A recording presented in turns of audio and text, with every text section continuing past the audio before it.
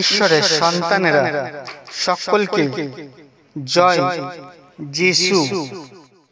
প্রথমত কমেন্ট বক্সে ঈশ্বরকে ধন্যবাদ দিন। ঈশ্বরের সুন্দর প্রচার প্রথম থেকে শেষ পর্যন্ত চলুন জানি।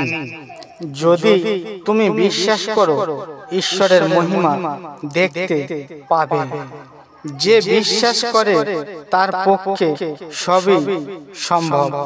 যদি একটা সর্ষে দানার মতো বিশ্বাস তোমাদের থাকে, তখন তোমরা এই পাহাড়কে বলবে, এখান থেকে সরে ওখানে যাও, আর তাতে ওটা সরে যাবে।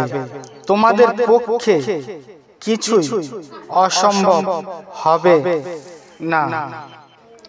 আমি তোমাদের সত্যি বলছি, যে কেউ আমার ওপর বিশ্বাস করে সে তখনই অনন্ত জীবন পায়। মানুষ কেবল রুটিতে বাঁচে না, কিন্তু ঈশ্বরের মুখের কথায় বাঁচে। তোমাদের মন যেন আর অস্থির না হয়। ঈশ্বরের উপর বিশ্বাস করো, আমার উপরেও বিশ্বাস করো। আমার কথায় কান দাও, আমার কাছে এসো, আমার কথা শোনো, যেন তোমরা জীবিত থাকো। আমি তোমাদের এই সব বললাম যেন তোমরা আমার সাথে যুক্ত আছো বলে মনে শান্তি পাও। এই জগতে তোমরা কষ্ট পাচ্ছ, কিন্তু সাহস হারাইও না। আমি জগৎকে জয় করেছি।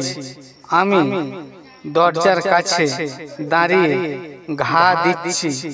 কেউ যদি আমার গলার স্বর শুনে দরজা খুলে দেয়, তবে আমি ভিতরে তার কাছে যাব এবং তার সঙ্গে খাওয়া দাওয়া করব, আর সেও আমার সঙ্গে খাওয়া দাওয়া করবে। আমি তোমাদের জন্য শান্তি রেখে যাচ্ছি, আমারই শান্তি আমি তোমাদের দিচ্ছি। জগৎ যেভাবে দেয় আমি সেইভাবে দিই না। তোমাদের মন যেন আর অস্থির না হয় এবং মনে ভয়ও না থাকে। আমার মেষের ছোট দল, ভয় করো না, কারণ তোমাদের পিতার ইচ্ছা এই যে তার রাজ্য তিনি তোমাদের দেবেন। আমার ভালোবাসার মধ্যে থাকো। আমি আমার পিতার সমস্ত আদেশ পালন করে যেমন তার ভালোবাসা মধ্যে রয়েছি, তেমনি তোমরাও যদি আমার আদেশ পালন করো, তবে তোমরাও আমার ভালোবাসার মধ্যে থাকবে। সন্তান হওয়ার সময় স্ত্রীলোকদের কষ্ট পায়, কারণ তার সময় এসে পড়েছে। কিন্তু সন্তান হওয়ার পর জগতে একটি নতুন মানুষ আসবার আনন্দে তার আর সেই কষ্টের কথা মনে থাকে না। সেইভাবে তোমরাও এখন দুঃখ কষ্ট পাচ্ছ, কিন্তু আবার তোমাদের সঙ্গে আমার দেখা হবে, আর তখন তোমাদের মন আনন্দে ভরে উঠবে এবং সেই আনন্দ তোমাদের কাছ থেকে কেউ কেড়ে নিতে পারবে না।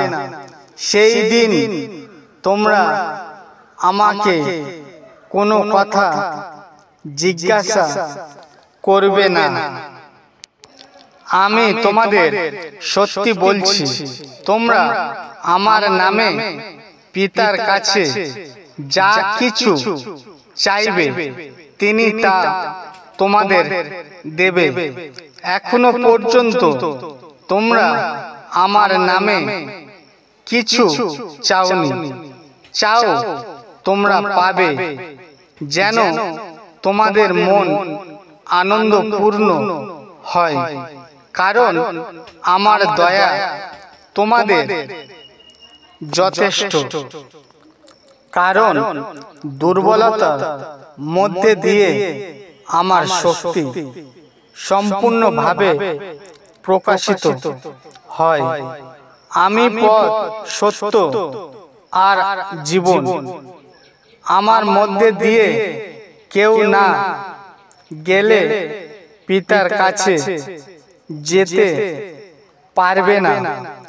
দেখো, যুগের শেষ পর্যন্ত সব সময় আমি তোমাদের সঙ্গে সঙ্গে আছি। তোমার সমস্ত অন্তর দিয়ে তুমি সদা প্রভুর উপর নির্ভর করো। তোমার নিজের বিচার বুদ্ধি উপর ভরসা করো না। তোমার সমস্ত চলবার পথে তাকে সামনে রাখো। তিনি তোমার সব পথ সোজা করে দেবেন। কোনো বিষয় নিয়ে চিন্তা ভাবনা করো না, বরং তোমাদের সমস্ত চাওয়ার বিষয় ধন্যবাদের সঙ্গে প্রার্থনার দ্বারা ঈশ্বরকে জানাও।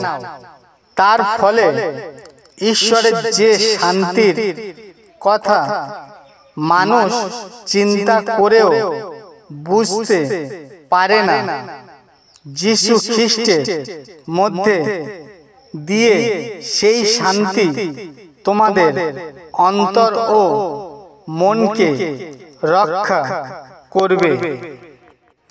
তোমাদের জন্য আমার পরিকল্পনা কথা আমি জানি, তা তোমাদের মঙ্গলের জন্য, ক্ষতির জন্য নয়।